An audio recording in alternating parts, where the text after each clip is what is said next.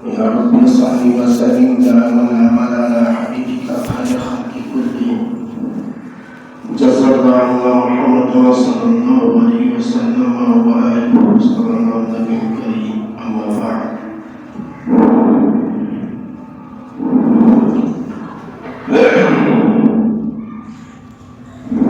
محترم حضرات، میرے نوجوان ساتھیوں دینی بھائیوں، آپ کو معلوم ہے کہ اتوار کے دن سراج العلوم نے جلسہ دستار بندی ہے، لیکن دن میں 12 بچے اللہ کے فضل و کرم سے حافظ ہوئے ہیں. پروگرام کچھ لمبا ہو گیا جس کا دباؤ میرے ذہن پہ دعا فرما دیجیے اللہ تعالیٰ آسانی کے ساتھ حسن خوبی پروگرام مکمل ہو جائے. بہت اچھا بنا ہوا ہے کیونکہ چہر منسوخ پروگرام ہے. سب سے بڑی پریشانی جو ہو رہی ہے وہ قرآن خوانی کی. میں نے جتنا منع کیا لوگوں نے الٹا کیا. ہم نے کہا کہ قرآن خوانی کا طریقہ بدلیے، لوگ واقعی بدل دیا لیکن غلط طریقے سے بدلا. اس کا بہت ٹینشن. بچے کو بھیجتے ہیں رحمان گڑھ تو چلا جاتا ہے جو ٹوٹا ہوا. یہ پریشانی بڑا ٹینشن بنا ہوا ہے. بہرحال سب کام ٹھیک ٹھاک چل رہا ہے. دعا کیجیے اللہ تعالیٰ سارا کام مکمل فرما دے. آج 10 شعبان ہے اور اس حساب سے دیکھیے تو 14 شعبان منگل کے دن پڑتا ہے. شب برات جس کو ہم لوگ کہتے ہیں شب برات، وہ منگل کے دن گزار کر کے رات جو آئے گی نا جس کو ہم بدھ کی رات کہتے ہیں، شریعت میں رات پہلے آتی ہے. یاد رکھیے رات پہلے دن بعد میں. جیسے ہم کہیں جمعہ کی رات، تو جمعہ کی رات کا مطلب جو رات گزر گئی ہے وہ ہے جمعہ کی رات. بہت سے لوگ ہو سکتا ہے کہ الٹا سمجھتے ہو کہ جمعہ کا دن گزر کر کے جو رات آتی ہے تو اس کو جمعہ کی رات کہتے ہیں. ایسا نہیں ہے. رات پہلے دن بعد میں. جمعہ کی رات گزر گئی تو بدھ کی رات کا مطلب منگل کا دن گزار کر کے جو رات آئے گی وہی رات شب برات ہے، حلوہ پوری کی رات. اس رات کی فضیلت کیا ہے سب بھی جانتے ہیں. کیوں؟ کچھ یاد رہنے میں حلوہ تو یاد رہتا ہی ہے. حلوہ پوری گوشت پلاؤ بریانی والی رات ہم لاکھ منع کریں نہیں، منع تو کریں گے نہیں، ورنہ لوگ اور دھمال مچا دیں گے. منع کریں گے تو اور الٹا کرے گا. لاکھ منع کریں گے وہ مانے گا نہیں، وہ تو کرنے کرے گا. ایک بات یاد رکھیے کہ شریعت میں جو اسلامی تہوار ہے وہ دن میں رات میں نہیں ہے. یاد رکھیے اس چیز کو. دن میں رات تو عبادت کی ہوتی ہے. رات عبادت کی، وہ کھانے پینے کی نہیں ہوتی ہے. کوئی تہوار رات میں نہیں ہے، وہ دن میں. چاہے وہ آپ عید لے لیجئے، بقرعید لے لیجئے یا محرم کا دن لے لیجئے یا جو بھی تہوار یا جمعہ لے لیجئے، وہ سب دن میں، دن میں، رات میں نہیں. لہذا اگر حلوہ پوری بنانا ہو تو دن میں کھائیے، رات میں تو کھاتے. رات میں تہوار تو ہے، دن میں کھائیے، دن میں بنائیے. تہوار دن میں، عبادت رات میں.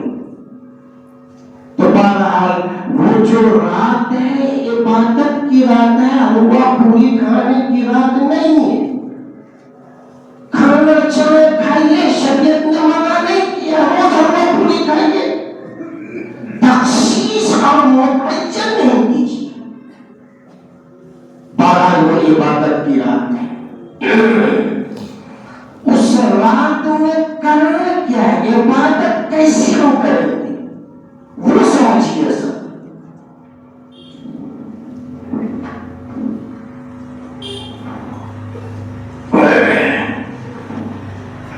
دیکھیے مسئلہ سمجھیے، شریعت میں فرض اور واجب جو عبادت ہے، جو عبادت فرض اور واجب ہے، اس کا حکم یہ ہے کہ علل اعلان کرو، علل اعلان کیجیے۔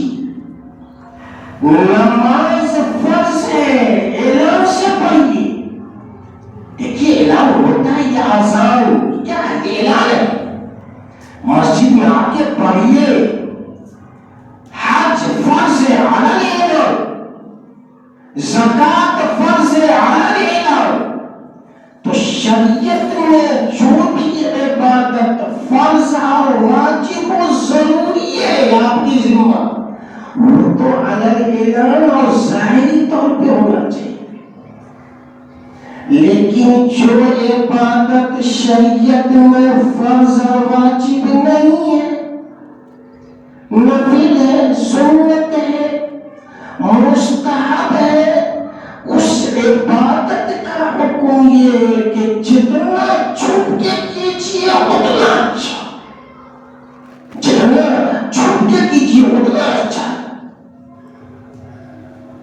یہ جو ہم لوگ مسجد میں کہ سنت نماز جو پڑھتے ہیں، ظہر سے پہلے ظہر کے بعد جو سنت اور نفل نماز پڑھتے ہیں، بہتر یہ ہے کہ گھر میں پڑھا کیجیے۔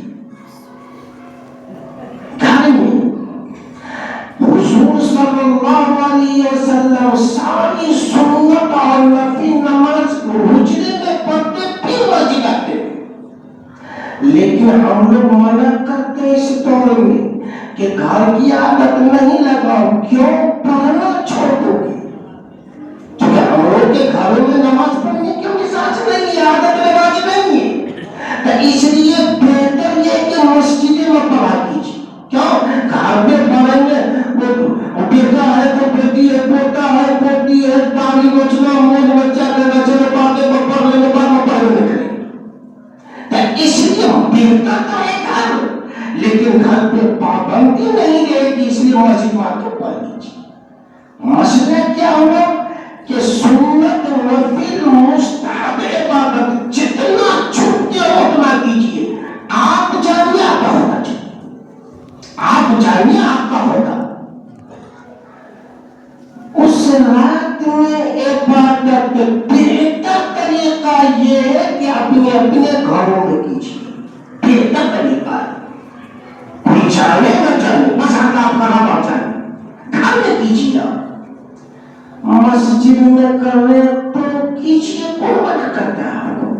کیجیے مسجد میں، لیکن جمع کر کے پروگرام بند کر کے پلاننگ کر کے نہیں، یہ درست نہیں ہے۔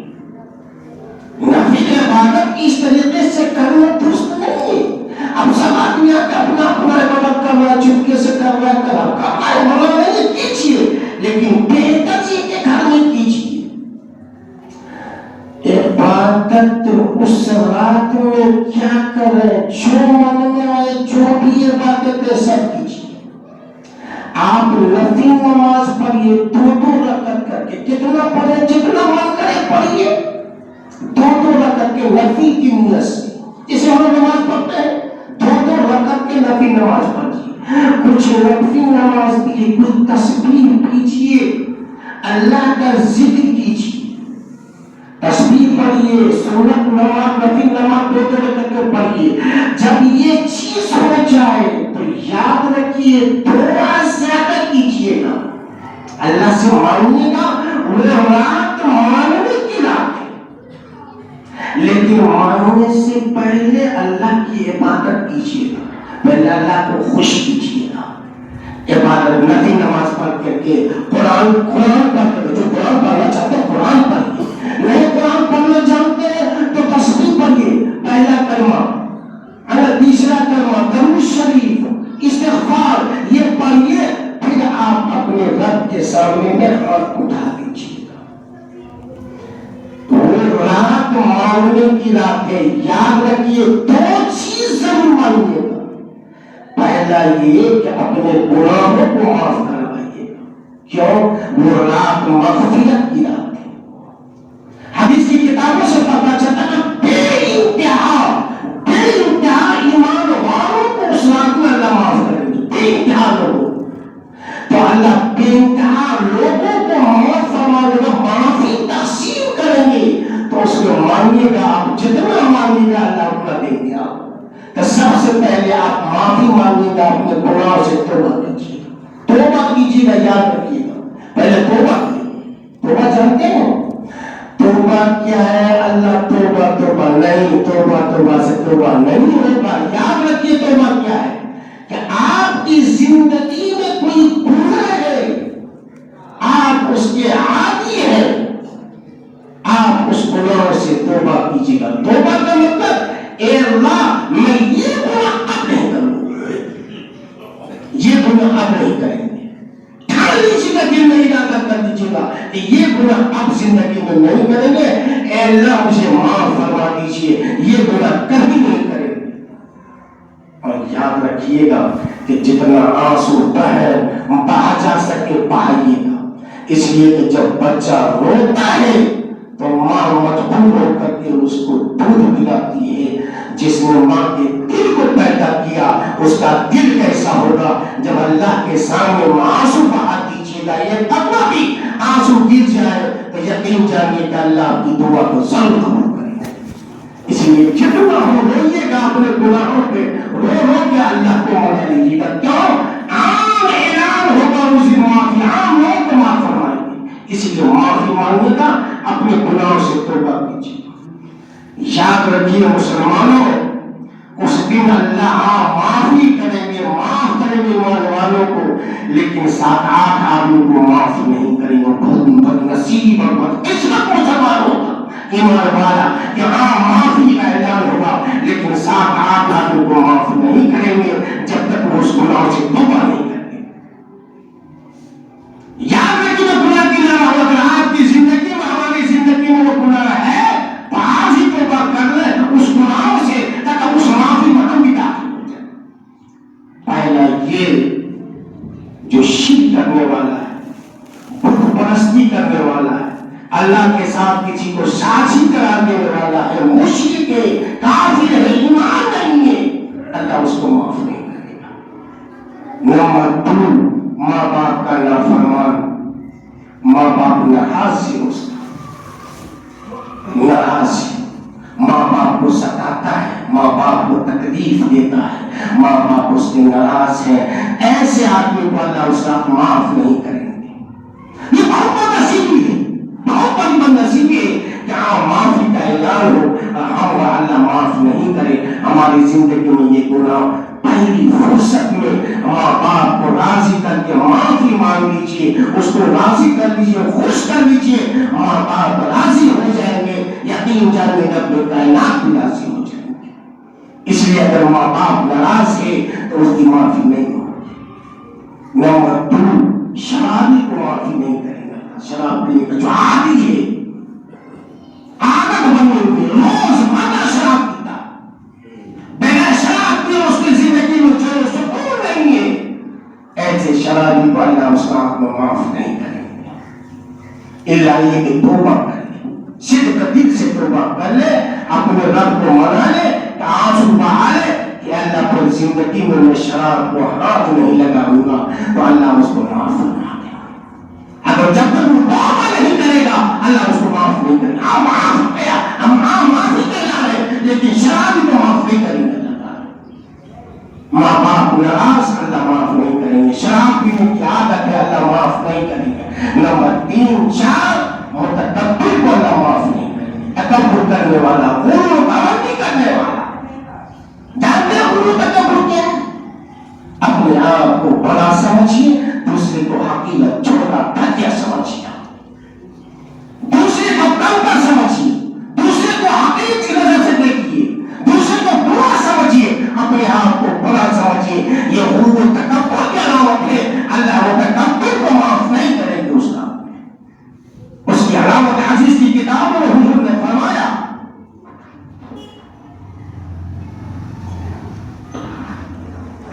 جو پناہ لٹکا کے پہنتا ہے، جو احسان لٹکا کے پہنتا ہے، ٹکڑا چھپاتا ہے، ٹکڑا یہ کیا بولتے ہیں اس کو پتا نہیں، یہ جو ہے جس کو ٹکڑا بولتے ہیں، بچنا کیا بولتے ہیں، کپڑا اتنا لٹکا کے پہنتا ہے کہ وہ چھپ جاتا ہے. یاد رکھیے گا، مرد کے لیے اس کو چھپانا حرام ہے. حرام کتنا بڑا حرام ہے کہ اللہ اس کو معاف نہیں کریں گے. سبھی بڑا معاف نہیں کریں گے. کیوں؟ یہ متکبر کی علامت ہے، یہ گھمنڈ کرنے والوں کی نشانی ہے، غرور تکبر کرنے کی نشانی ہے. مرد کے لیے ٹکڑا چھپانا حرام اور عورتوں کو ظاہر کرنا حرام. عورت کو چھپانا ضروری ہے، اور لٹکا کے پہنے کی اس کا یہ بھی ظاہر کریں گے. مرد کا یہ کھلا ہوا کرنا چاہیے، چاہے آپ لنگی پہنے، پاجامہ پہنے، پینٹ پہنے، جینس پہنے، کچھ بھی پہنے، اس کا چھپا شریعت نے حرام کر دیا، کوئی مجبوری نہیں چلے گی کسی. لہذا کوئی کپڑا لٹکا کے پہنتا ہے تو اللہ اس کو معاف نہیں کریں گے. نمبر 5، دل میں کینہ اور کپٹ، حسد، جلن، بغض، عداوت کسی کے دل میں، دل صاف نہیں، کسی کا کینہ دل میں، کپٹ دل میں، حسد ہے، جلن ہے، بغض ہے، عداوت ہے، اس کو کینہ بولتے ہیں. ایک مسلمان کے لیے درست نہیں ہے کہ اس کے دل میں کینہ اور کپٹ ہو کسی مسلمانوں کے دل. ایسے آدمی کو اللہ معاف نہیں کریں گے. نمبر 6، رشتے داری ختم کرنے والا، جو بھائی بھائی سے رشتہ ختم کر لیتا ہے، بھائی بھائی سے رشتہ ختم کر لیتا ہے، جس سے رشتہ جوڑنے کا حکم ہے اسے رشتہ ختم کر لیے ہوا ہے، جھگڑا کر لیے ہوا ہے، آپس میں کوئی تعلق نہیں، کوئی برا بھکی نہیں، کچھ بھی نہیں. ایسے رشتہ ختم کرنے والا حدیث کی کتابوں میں آیا ہے کہ جس رشتہ کو اللہ نے جوڑنے کا حکم دیا ہے، اگر کوئی اس کو توڑتا ہے تو اللہ کا رشتہ اسے ختم ہو جاتا ہے. رشتہ توڑنے والا ایک یہ ہے کہ کوئی ناراضگی ہے، آپ روٹھے ہوئے، کینہ کپٹ نہیں ہے، رشتے داری ہے، روٹھے ہوئے، منہ پھولائے ہوئے، وہ الگ چیز ہے، وہ الگ مسئلہ ہے. اور ایک یہ ہے کہ بالکل رشتہ ختم کر لیا، نہیں کوئی تعلق نہیں، کچھ بھی مطلب نہیں. ایسے رشتہ ختم کرنے والے کو اللہ اسے معاف نہیں کرے. بہرحال میرے دوستوں بزرگوں، یہ کچھ لوگ ہیں، کچھ گناہ ہے، ایسے گناہگاروں کو اللہ معاف نہیں کریں گے اس رات میں. لہذا ایسے گناہگار اگر چاہتے ہیں کہ ہم کو معاف کر دے تو اس گناہ کو اپنی زندگی سے ختم کرے، توبہ کرے، اور توبہ کرنے کے بعد پھر اللہ سے معافی مانگے تو یقین ہے کہ اللہ اسے معاف کرے. بہرحال اللہ سے دعا کیجیے کہ اللہ ہماری زندگی میں یہ گناہ نہیں. بہرحال وہ رات معافی کی رات ہے. ہم لوگ سب سے پہلے عبادت کر کے اللہ سے معافی مانگے، خوب روئے اللہ کے سامنے میں، چپکے سے اللہ کو منا لے، اور ہماری زندگی میں اگر یہ گناہ ہے تو ہم توبہ کر لیں اس سے. نمبر 2، جنت مانگیے گا. جنت کیوں؟ ایک ایمان والوں کے لیے جنت سے بڑھ کے کوئی کامیابی نہیں. اللہ کو منائیے گا، اور منانے کے بعد توبہ کرنے کے بعد فوراً درخواست رکھ دیجیے گا کہ اللہ مجھے جنت دے دیجیے، اللہ مجھے جنت دے دیجیے. جنت سے بڑھ کے کوئی دولت، کوئی نعمت کچھ بھی نہیں ہے. اللہ کی رضا کے بعد اگر کوئی چیز ایمان والوں کے لیے ہے تو وہ جنت ہے. جنت ضرور مانگے گا اس رات میں. ان دونوں کے بعد جو دل میں آئے گا سب مانگے گا. کیوں؟ بعض کتابوں سے پتہ چلتا ہے کہ سال بھر کا بجٹ پیش ہوتا ہے. بجٹ کا مطلب علم ہے، معرفت سے وہ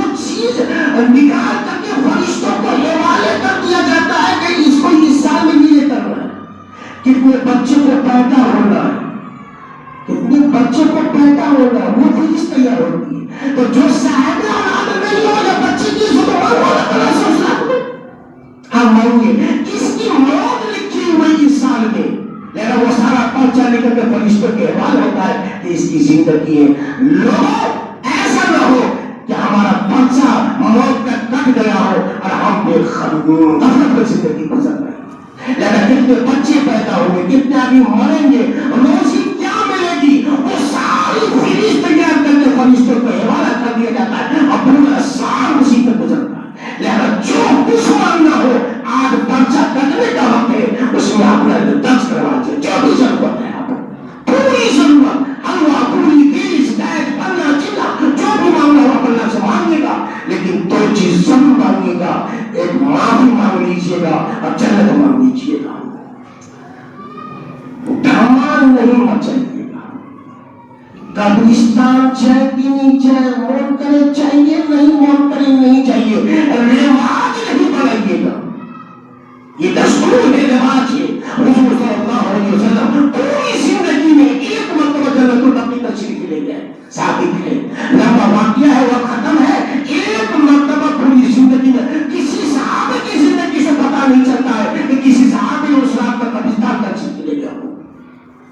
لہذا منع نہیں کریں گے, آپ جانا چاہیں جائیے, آپ اپنے مرحوم کے لیے ماں باپ بھائی بہن رشتہ دار کے قبرستان پہ جائیے, قبر پہ جائیے, ان کے لیے معافی مانگیے. میں کہتا ہوں کیا گھر بیٹھ کے معافی نہیں مانگ سکتے ہیں کیا اللہ گھر میں نہیں سنیں گے؟ جانا چاہیں جائیے, وہ چپ ہو تو وہ جانا ضروری, چلو رے وہ بالکل درست نہیں ہے. اور قبرستان میں چراغا کرنا, بتی موبتی تیز سب حرام ہے, شرک بدعت ہے, وہ سب نہیں کرنا ہے. قبرستان جانا چاہے جا سکتے ہیں, نہیں جانا وہ بھی نہیں جا سکتے ہیں, لیکن مرحومین کو ضرور اس کو یاد رکھے گا. صرف اپنی معافی نہیں مانگے گا, ہمارے ماں باپ جو دنیا سے چلے گئے اس کے لیے معافی مانگے گا. یہ رات گزاریے گا سکون اطمینان میں. اگر اتنا نہیں ہو سکے تو رات بھر نہیں چلیے گا, یاد رکھیے رات بھر نہیں. 2 کام ضروری ہے اس رات میں, یاد رکھیے 2 کام. نمبر 1, عشاء کی نماز جماعت سے پڑھیے, عشاء کی نماز جماعت سے اور فجر کی نماز جماعت سے. یہ 2 چیزیں ضروری ہے. اس لیے پوری رات جگیے گا, فجر میں جا کے سو جائیں گے, یہ ٹھیک نہیں ہے. عشاء کی نماز جماعت سے, فجر کی نماز جماعت سے, باقی رات کے کچھ حصہ میں, آخری حصہ میں جو ہے نا اللہ کی عبادت کیجیے گا. یہ شام سے جگنا اور پوری رات عبادت کرنا نہیں, شریعت نے اس کی اجازت نہیں دیا ہے. شریعت نے اس کی اجازت دیا نہیں. آپ عشاء کی نماز پڑھیے, سو جائیں گے, دوسری گھنٹہ سوئیے, اٹھیے, حریم میں لگا دیجیے, کچھ لگا دیجیے, اٹھیے, اللہ کی عبادت کیجیے. یہ رات اس طریقے سے گزاریے گا. صبح ہونے پر کے اگر ہو سکے تو روزہ رکھ لیجیے. روزہ, یہ روزے کا اعلان نہیں ہونا چاہیے, اعلان نہیں, نفل نماز کے نفل عبادت کے اعلان نہیں ہونا چاہیے.